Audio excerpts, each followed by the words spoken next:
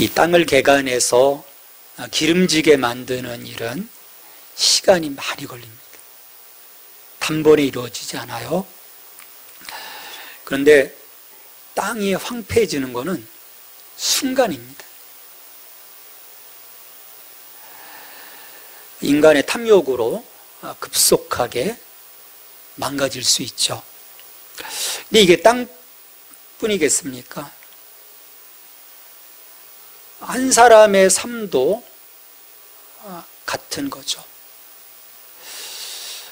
한 사람이 성장해 나가는, 또 그 삶을 세워가는 그 과정, 정말 길지 않습니까? 한 아이가 태어나서 그 유년기를 거치고 청년기, 장년기, 긴 시간이 이제 소요되죠. 근데 그런 삶도 무너지는 것은 또 한순간인 거예요.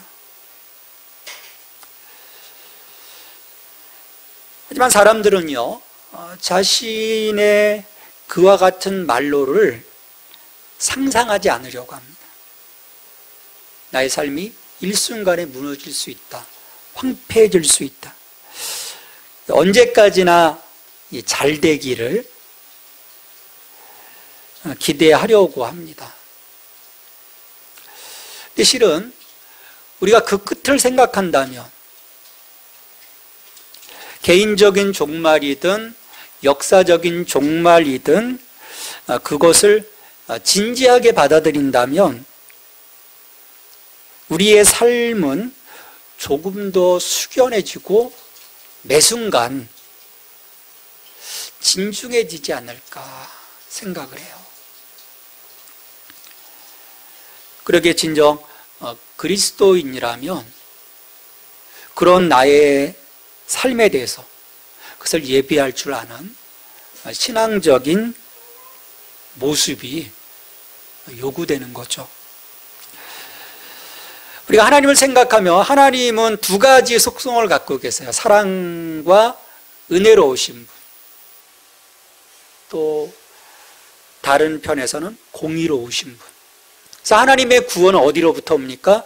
그분의 은혜와 사랑으로부터 와요. 반면에 심판은 하나님의 공의로부터 오는 것이죠. 이 두 가지 상반되는 것의 이 균형을 하나님께서 잡아주실 때 우리는 그런 하나님 앞에서 어떤 모습으로 서야 할지,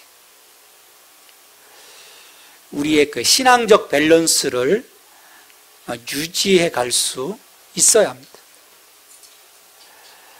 이 한쪽으로 치우칠 때 언제나 문제가 발생해요. 한쪽으로 치우칠 때. 사랑과 은혜로만 치우치다 보면 그 공의로우신 하나님을 향한 우리의 삶이 소홀히 될 수가 있고요. 또 공의, 정의 하다 보면 하나님이 갖고 계신 그 은혜와 사랑에 대한 부분이 소홀해질 수 있는 것이죠. 유대인들이 바로 그 균형을 잃어버렸기 때문에 하나님 앞에 하나님이 기대하는 모습으로 설 수 없었습니다. 그들은 하나님이 우리를 사랑하시니까, 하나님이 우리를 은혜를 주시니까 거기에만 집중했던 거죠. 하나님이 진정 원하시는 공의라고 하는 그 영역을 이들은 놓아버렸던 거예요. 그런 그 밸런스가 깨어짐을 통해서 견고하게 보였던 그런 그 믿음이 일순간에 무너진 거죠. 우리는 이 유대인들의 이 어그러진 신앙의 모습 속에서 이 균형을 잃어버린 이들의 비극이 얼마나 큰 것인지를 실은 볼 수 있어야 합니다. 그러니까 구약은 그 다음에 그 복음서에서 예수님이 계속해서 지적하는 그 모습에서 이 비극의 모습들이 나오거든요. 이걸 우리가 못 보게 되면 우리도 동일한 반복을 할 수밖에 없는 거예요.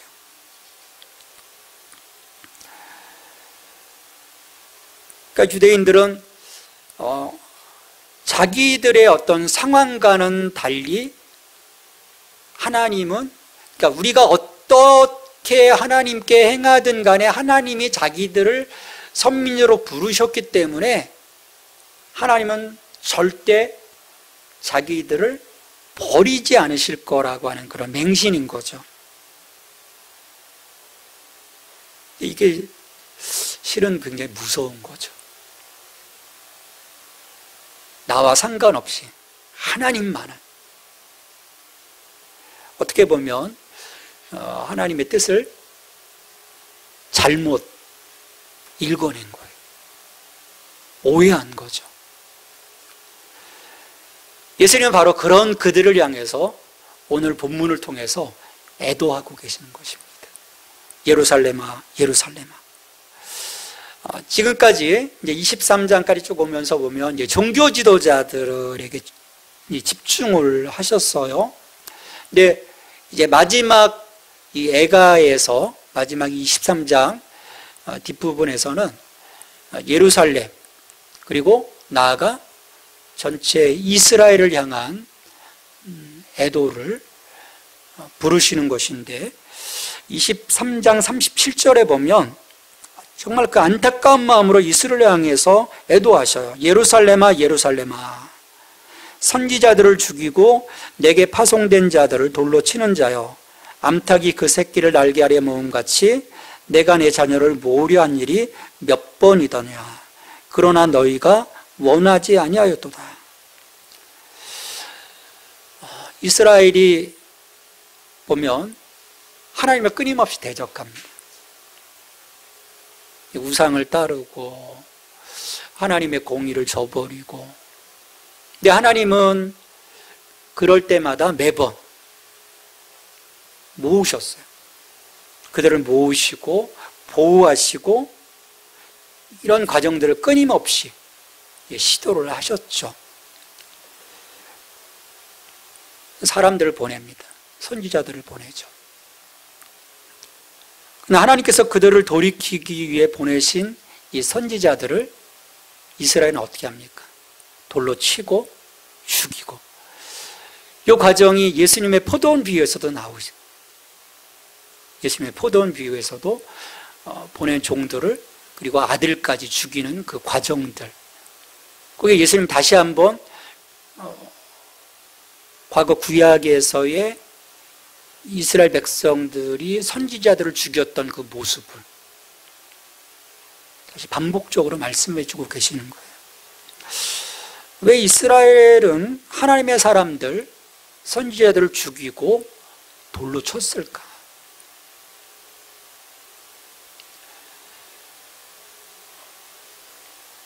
하나님의 그 통치하심, 하나님께 소유된 백성으로서의 그 모든 거절이라고 보시면 돼요. 이건 우리 거야. 우리가 독자적으로 할 거야. 그러니까 하나님에 대한 선언인 거죠. 당신과 우리는 상관없습니다. 간섭하지 마십시오. 왜 이 사람들을 통해서 우리에게 간섭하십니까? 우린 싫습니다. 라는 그런 표현인 거예요. 근데 예수님이 오셔서도 이런 그 아버지의 마음을 가지고 동일하게 하시는 거예요. 암탉이 그 새끼를 날개 아래 모음같이 내가 자녀를 모으려 한 일이 몇 번이더냐. 날개 아래 모으다. 보호하시겠다는 거죠. 이들을 보호하시는 그런 그 주님의 그 마음을 은유적으로 지금 표현하고 있는 거죠. 이게 예수님의 사랑이라는 거예요. 그러니까 예수님이 오셔서 보시면 갈릴리와 또 이방 지역들과 예루살렘 계속해서 다니시면서 사람들을 모으셨거든요. 그들을 치료해 주시고 말씀으로 먹여주시고 육신의 배고픔도 채워주시고 이 과정 하나하나를 통해서 예수님이 그 작업들을 하시는 거예요. 근데 결과는 어떻습니까? 자기까지 내어주셨지만 전폭적으로 이들이 예수님을 지지한 건 아니거든요.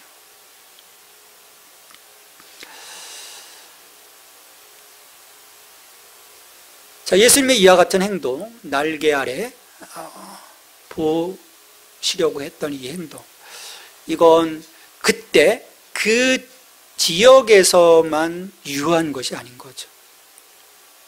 오늘도 계속해서 사람들을 모으시는, 그 주님 안으로 사람들을 모으시는, 지키시려고 하시는 그런 그 모습으로 우리가 해석을 해야 합니다. 왜냐하면 이것이 주님의 약속이시기 때문이에요.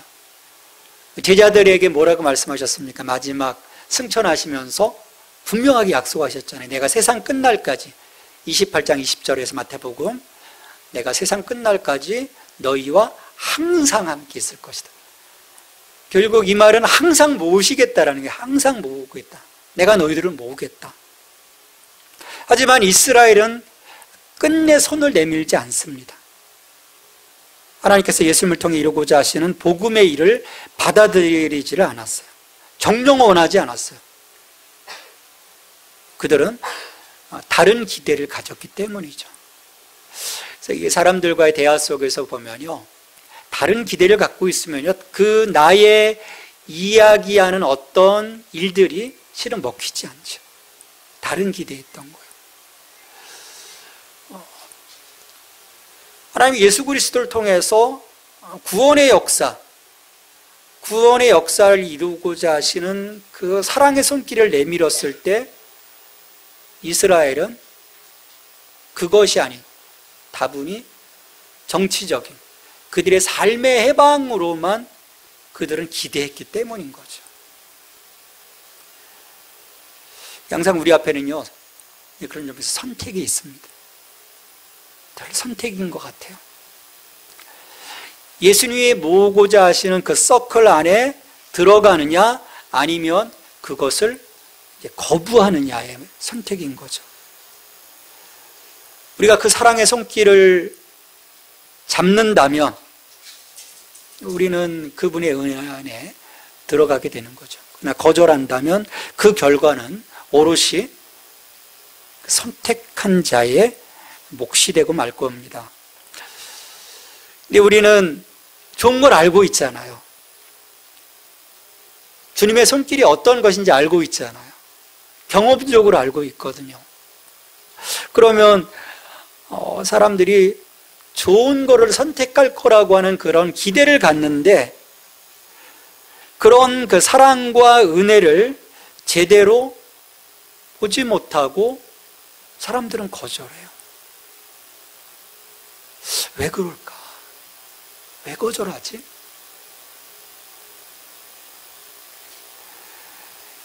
근데 우리 일상에서도 똑같습니다. 좋은 음식, 어떤 좋은 생활, 그것만 택하는 게 아니잖아요. 다 자기 마음대로인 거예요.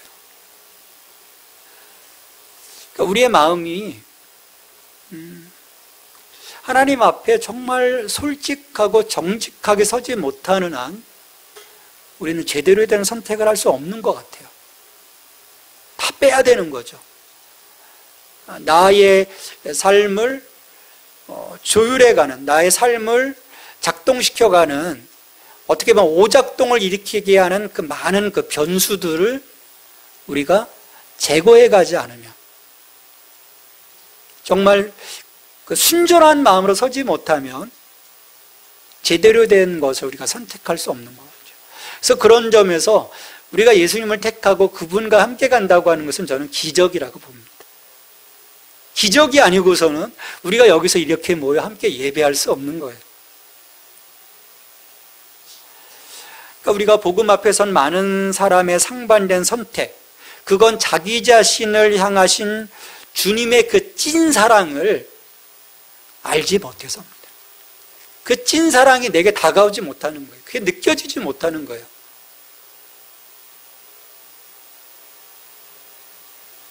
왜냐하면 내가 순전함으로 다가갔을 때 그 따뜻함, 그 열정이 느껴지는데, 너무 뭔가 더 씌워져 있다면 그 찐 사랑을 내가 느낄 수 없는 거죠. 믿지 못하는데 어떻게 이 복음이신 예수님을 선택할 수 있겠습니까? 올인할 수 없는 거죠. 이스라엘은 이런 주님의 손길을 거절하게 되고요. 그런 거절로 인해 예수님은 그들에게 두 가지 심판을 선언하십니다. 하나는 너희 집이 황폐하여 버려질 것이다. 23장 38절에 보라 너희 집이 황폐하여 버려진 바 되리라. 그러니까 삶의 터전, 그들이 기대하고 의지했던 그 모든 것이 무너지는 거예요. 기반이 무너지는 거죠. 이스라엘 역사를 보면 이 하나님의 심판 앞에서 수없이 그들의 삶의 터전이 황폐해졌어요. 하나님이 심판 막대기를 들어서 늘 그 하나님을 떠났을 때 돌이키시기 위해서 하나님 그렇게 행하셨죠. 근데 이건 처음부터 하나님이 경고하신 거예요. 이스라엘이 하나님을 떠나 불의함에 있을 때 그들의 삶의 터전이 황폐하게 될 것이라고 하나님은 분명하게 선언해 놓으셨어요. 열왕기상 9장 8절 9절에서 말씀하고 있죠. 이 성전이 높을지라도 지나가는 자마다 놀라며 비웃에 이르되 여호와께서 무슨 까닭으로 이 땅과 이 성전에 이같이 행하셨는고 하면 파괴된 걸 말하는 거예요. 대답하기를 그들이 그들의 조상들을 애굽 땅에서 인도하여 내신 그들의 하나님 여호와를 버리고 다른 신을 따라가서 그를 경배하며 섬김으로 여호와께서 이 모든 재앙을 그들에게 내리심이라 하리라 하셨더라.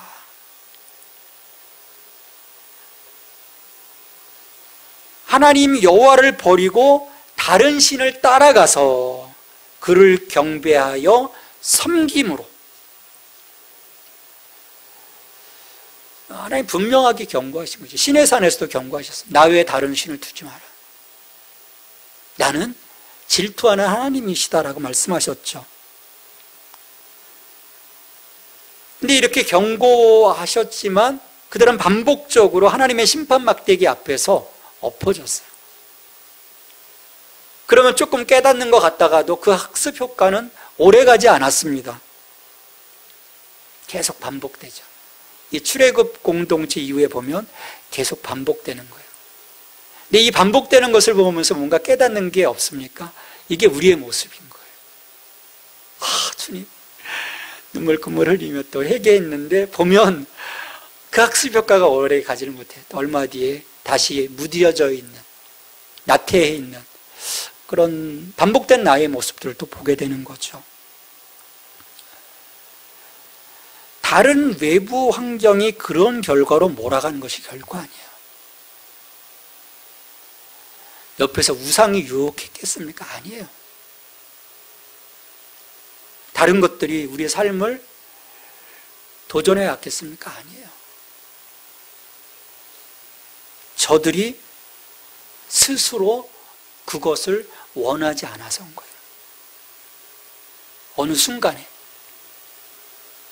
하나님을 향했던 그 마음, 예수님을 향했던 마음, 성령님을 향했던 그 마음, 그 손을 놔버리는 거죠.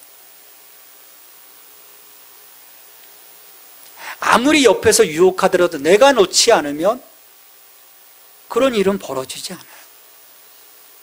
내가 놓지 않으면. 우리가 원하지 않는 거죠. 내가 원하지 않는 거예요.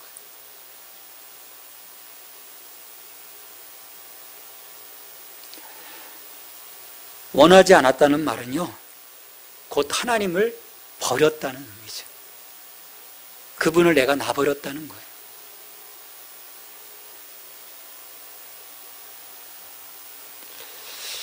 오늘도 우리를 모으시려고 하시는 주님의 마음, 그것을 내가 생각하고 신뢰한다면 우리는 그분 안에 서 있어야 합니다.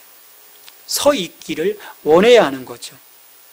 거기에서 우리의 삶이 보존되어질 겁니다. 황폐케 되어지지 않고요, 무너지지 않고요, 보존될 거예요. 그러나 우리가 주님을 버리면 그 무너짐은 한순간인 거죠. 그래서 시편 기자는 이 시편 127편에서 이런 주제를 가지고 노래하지 않습니까? 127편 1절에 보면 여호와께서 집을 세우지 아니하시면 세우는 자의 수고가 헛되며 여호와께서 성을 지키지 아니하시면 파수꾼의 깨어 있음이 헛되도다. 하나님이 지켜주셔야 된다는 거예요. 자, 다른 하나는 그들이 예수님을 보지 못할 것이라고 하셨습니다. 23장 39절에 보면 내가 너희에게 이르노니 이제부터 너희는 찬송하리로다 주의 이름으로 오시는 이여 할 때까지 나를 보지 못하리라 하시니라. 언제까지 볼 수 없다라고 말씀하셨냐면 주의 이름으로 오시는 이여 할 때까지. 이건 뭐겠어요? 성육신하신 예수님이 승천하신 이후에 다시 오실 때까지, 파루시아를 말하는 거예요. 종말의 때 다시 오실 예수님. 왜 이런 시간을 주셨을까요? 이 말씀하신 지 2000년이 지났는데 그걸 왜 주셨을까? 이건 예수님께서 무리들이 회개할 기회를 가질 수 있는 말씀인 거예요. 그러니까 다시 말해서 긴 기다림의 시간이 우리에게 축복이 될 수도 있고 저주가 될 수도 있어요. 다시 오실 예수님을 내가 애써 외면한다면 우리는 결국 그분을 볼 때 심판대 앞에서 보게 되는 거죠. 그러나 그날이 이르기 전 내가 예수님을 주님으로 영접하고 있다면, 그분과 동행하고 있다면, 성령 안에서 그분과 연합해 있다면 우리는 그분의 은혜 안에 거하게 되는 거죠. 은혜로 오신 주님을 뵙게 되는 거예요. 우리 주님은 다시 오실 분이십니다. 승천하셨듯이 다시 오실 분이세요. 종말의 때에 다시 오실 분. 그 종말의 때에 예수님이 오실 그때 예수님을 나의 주님으로서 믿고 고백하는 것 외에는 다른 선택의 여지가 없어요. 그것을 내가 선택하지 않으면 심판인 거죠.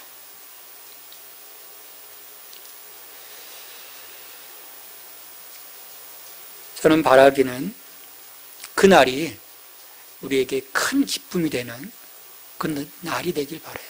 슬픔이 아니라, 애통하는 날이 아니라 그날까지 나의 신앙과 나의 삶을 내가 온전히 지켜감으로써 그 주님 오실 때 큰 기쁨으로 주님을 맞이하는, 이것을 거부한다면 우리는 영원한 황폐함의 나락으로 떨어질 것입니다.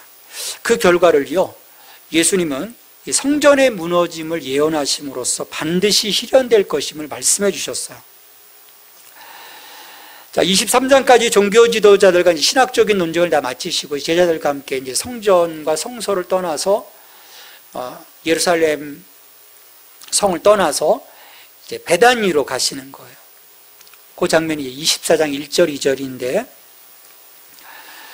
이 베단 위로 가는 길에 감람산을 지나가게 돼요.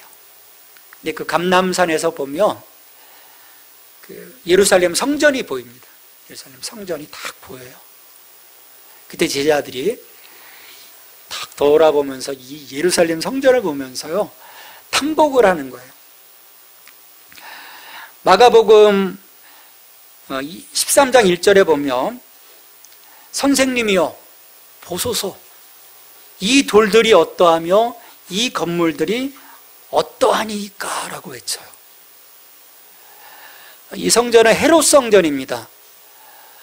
처음 솔로몬이 지은 성전, 이제 그것이 이제 무너지고 이제 스룹바벨 성전이 세워져요. 근데 그건 굉장히 좀 초라했죠. 이 초라한 성전을 헤롯이 다시금 엄청나게 성전을 짓습니다. 그러니까 제자들이 이 성전을 보면서 이제 거의 이제 완공됐고요. 완공된 이 성전을 보면서 야, 너무 멋있지 않습니까? 그때 예수님이 그런 제자들에게 완전히 찬물을 끼얹는 그런 말씀을 하세요. 2절에 대답하여 이르시되 너희가 이 모든 것을 보지 못하느냐? 내가 진실로 너희에게 이르노니 돌 하나도 돌 위에 남지 않고 다 무너뜨려지리라. 너희가 지금 이런 것들을 보고 있느냐? 이 화려함을 보고 있니? 이게 대단한 것처럼 보이니? 그런 말씀인 거예요. 아니다. 이 성전이 돌 하나도 돌 위에 남지 않고 다 무너질 거다라고 말씀을 하세요. 그들이 대단하다고 여기는 성전인데 그것이 영원하지 않다라고 선포하시는 거죠. 철저하게 무너짐을 예수님 말씀해 주셨어요. 돌 하나, 돌 위에 남지 않고. 이게 그대로 실현되죠. AD 70년 로마의 디도 장군에 의해서 완전히 무너져요. 근데 잔재가 좀 남죠. 그게 뭔지 아십니까? 통곡의 벽이에요. 이스라엘 보면 통곡의 벽에 뭐 기도문도 집어넣고 이제 그러면서 막 기도하지 않습니까? 그 벽만 한편에 남은 거예요. 철저하게 다 무너졌습니다. 유대 백성들은 믿고 있었어요. 성전은 결코 무너지지 않을 거다. 저 제단에, 저 번제단의 불도 영원히 꺼지지 않을 거다라고 믿고 있었어요.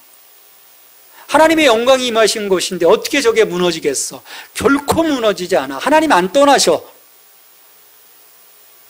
그런데 돌 하나도 돌 위에 남지 않고 다 무너진다는 말씀에 제자들이 얼마나 당황했겠습니까? 그런 그들의 신념에 절대 반하는 그런 말을 예수님이 선포하셨기 때문에 또 나중에 이 말이 빌미가 되어 법정에서 이걸 가지고 또 고소하게 되죠. 신성모독이 돼요. 십자가에 못 박는 빌미가 됩니다. 하나님께서 왜 성전을 포기하신 걸까요? 하나님께는 이것이 절대적인 것이 아니기 때문입니다. 그래서 에스겔서에서도 보면 포로들이 이제 잡혀가지 않습니까? 예루살렘이 1차, 2차, 3차 계속해서 침략을 받으면서 이제 포로들이 잡혀갈 때 먼저 1차 포로로 잡혀갔던 그 에스겔을 통해서 그 예루살렘 성전에서 하나님의 영광이 떠나는 모습을 에스겔의 환상 가운데 보게 되거든요. 영원한 것이 없다라는 거예요. 너희들이 의지하는 것, 너희들이 생각하는 것, 너희들이 세워놓은 것, 그 영원하지 않다라고 분명하게 선포하시는 거죠. 하나님 한 분 외에는 영원한 것이 없다라고 하는 것, 그걸 말씀해 주시는 거예요. 우리가 보는 것이 전부가 아니라는 것입니다. 근데 사람들은요, 자기가 세워놓은 것들, 자기가 만들어 놓은 것들, 그것이 마치 영원한 것처럼, 최고인 것처럼 생각을 합니다. 그런 의미에서 우리는 이 헛되고 허망한 것들에 의해 조종되지 말아야 하는 것이죠.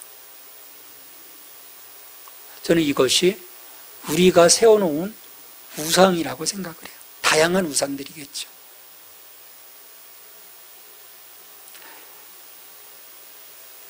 제자들은 물론 이스라엘의 수많은 사람들은요, 성전의 화려함을 보았을 거예요. 야, 이 화려함 속에 우리 하나님이 계신다. 그것이 아무리 견고해 보이고 화려해 보여도 하나님이 떠나시면, 내가 하나님의 성전임을 자임하며 하나님 앞에 뭔가 최선을 다한다고 하지만 하나님이 나와 함께 하시지 않으면, 예수님이 임마누엘 되어주시지 않으시면 나는 속빈 강정인 거예요. 아무것도 아닌 거예요. 거짓된 거죠.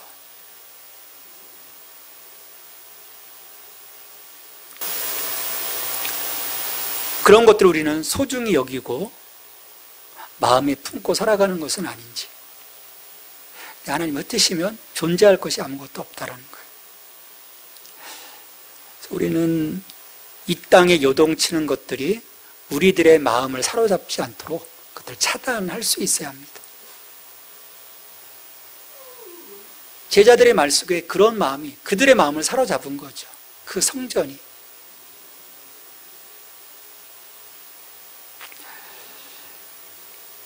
우리가 소유해야 할 나라는요, 영원히 흔들리지 않는 나라여야 합니다.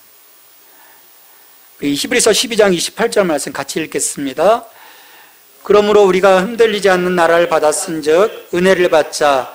이로 말미암아 경건함과 두려움으로 하나님을 기쁘시게 섬길지니. 흔들리지 않는 나라를 받았은즉.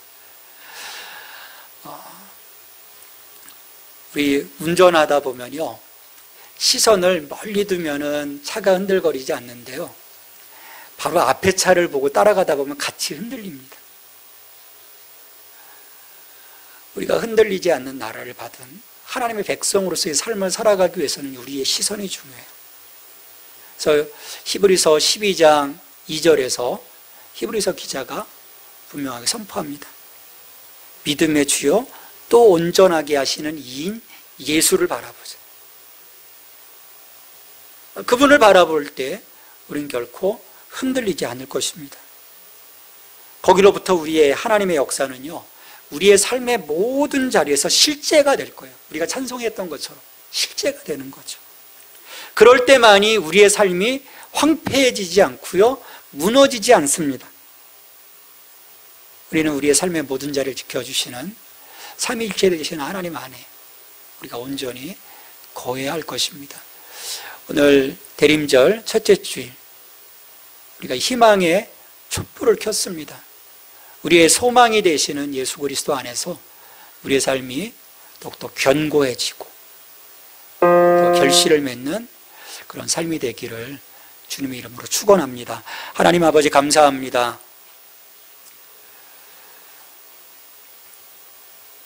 우리의 눈을 열어 예수 그리스도를 바라보게 하심을 감사합니다. 우리의 소망이신 예수님이십니다. 다른 그 어떤 것이 우리의 마음을 빼앗지 않도록 차단시켜 주시고, 빛으로 오시는 예수 그리스도와의 온전한 연합 속에서 우리들의 삶이 아름답게 진행될 수 있도록 주님 축복하여 주시옵소서. 그로 인해서 더욱더 견고하게 하시고 든든하게 세워져 나갈 수 있는, 그래서 하나님의 기쁨이 되고 하나님의 자랑이 되는 저희들 한 사람 한 사람의 삶이 될 수 있도록 기름 부어 주시옵소서. 예수님의 이름으로 기도합니다.